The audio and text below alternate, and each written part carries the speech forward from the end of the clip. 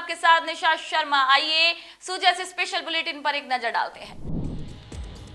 राजस्थान के शिक्षा मंत्री श्री मदन दिलावर ने शिक्षा क्षेत्र में संवाद की एक नई परंपरा की शुरुआत की। जयपुर के प्रताप नगर स्थित महेश्वरी पब्लिक स्कूल में शिक्षा अधिकारियों और प्राचार्यों के साथ हुए इस संवाद कार्यक्रम में उन्होंने शिक्षा की दिशा और दशा को लेकर विस्तार से चर्चा की। इस मौके पर कई नवाचारों की सराहना की गई और कई नई राहें भी सुझाई गई। राजस्थान के शिक्षा मंत्री श्री मदन दिलावर ने एक ऐतिहासिक कदम उठाते हुए जयपुर जिले के शिक्षा अधिकारियों और प्राचार्यों के साथ संवाद कार्यक्रम आयोजित किया। महेश्वरी पब्लिक स्कूल के रुद्राक्ष सभागार में हुए इस कार्यक्रम में शिक्षा मंत्री ने सभी से खुलकर चर्चा की और शिक्षा की गुणवत्ता सुधारने पर जोर दिया। शिक्षा मंत्री श्री मदन दिलावर ने कहा कि राजस्थान को शिक्षा में देश में शीर्ष पर लाने की जिम्मेदारी अब शिक्षकों और अधिकारियों पर है। उन्होंने शिक्षकों से विद्यार्थियों को संस्कारित बनाने और गुणवत्तापूर्ण शिक्षा पर ध्यान केंद्रित करने की अपील की है। साथ ही हरियालो राजस्थान अभियान, स्मार्ट क्लास, पीएम श्री स्कूलों में नवाचार जैसे मुद्दों पर भी चर्चा की। कार्यक्रम के दौरान कई प्राचार्यों ने अपने अपने नवाचारों की जानकारी दी है। किसी ने वीडियो के जरिए पढ़ाने की बात की तो किसी ने नव नियुक्त शिक्षकों को प्रशिक्षण देकर उन्हें दक्ष बनाने की योजना साझा की। इस पहल को शिक्षा मंत्री श्री दिलावर ने सराहा और आगे और बेहतर प्रयास करने का संदेश दिया है। शिक्षा मंत्री श्री दिलावर ने अपने संबोधन में ये भी बताया कि राज्य सरकार ने पिछले 1.5 साल में 33,000 पदोन्नतियां की और जो बाकी रह गई हैं उन्हें भी जल्द पूरा किया जाएगा। शिक्षकों को गैर शैक्षणिक कार्यों में लगाए जाने पर उन्होंने कहा कि केवल आवश्यक स्थितियों में ही ऐसा होता है। हिंदू आध्यात्मिक एवं सेवा मेला के सचिव श्री सोमकांत ने भी कार्यक्रम में संबोधित करते हुए कहा कि शिक्षित वही है जो समाज, प्रकृति और कर्तव्यों के प्रति सजग हो। उन्होंने स्वामी विवेकानंद और चाणक्य के उदाहरण देकर शिक्षकों की भूमिका को रेखांकित किया। शिक्षा अधिकारी और हमारे प्राचार्य जो प्रिंसिपल रहते हैं उनके साथ हमारा संवाद कार्यक्रम, और संवाद में आपसे संवाद करेंगे, चर्चा करेंगे, आगे के लिए भी जानकारी देंगे, आगे हम लोगों को क्या करना है, उनकी शंकाओं का समाधान भी करेंगे और आगे हम सबको कैसे बढ़ना है उस पर विचार भी होगा।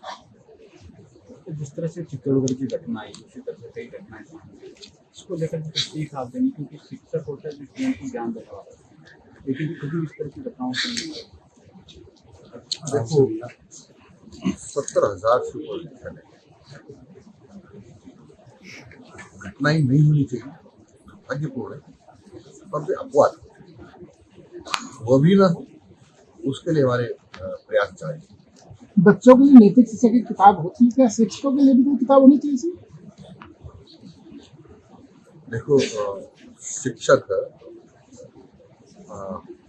एक तरह से हमारा एक विद्यालय का दर्पण, और वही हमारे छात्रों को शिक्षा देते हैं, आगे बढ़ाते हैं, आगे जीवन में किस प्रकार से काम करना है आगे बढ़ने के लिए, वो सब सिखाते हैं। तो उनको समय समय पर हम प्रशिक्षण के माध्यम से सब बताते रहते हैं। आपने परसों संसा ऑफिस का निरीक्षण किया, 3 लोगों को वहां से रिन्यू करने को, लेकिन अभी तक वो वहीं बैठे हैं। अधिकारी आपकी बात मानते ही नहीं?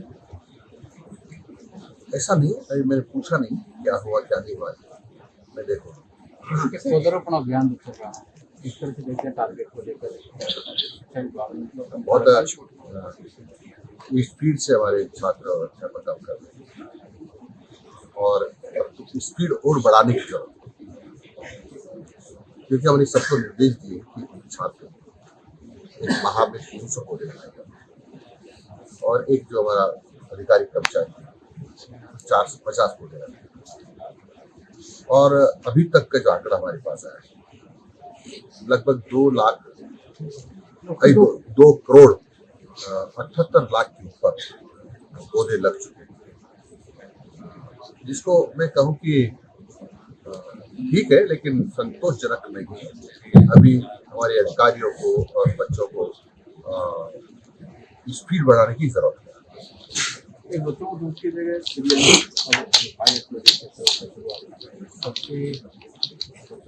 सारी बातें आज सर ग्रामीण क्षेत्र प्राथमिक स्कूल नामांकन क्रम में 10 नंबर अगर देते तो टीचर है जब नजदीकी स्कूलों के अंदर टीचर हमारा स्टाफिंग पैटर्न हो रहा है, उस पर काम हो रहा है और उसका अर्थ यही होता है कि बच्चों के अनुपात में ही शिक्षक रखें।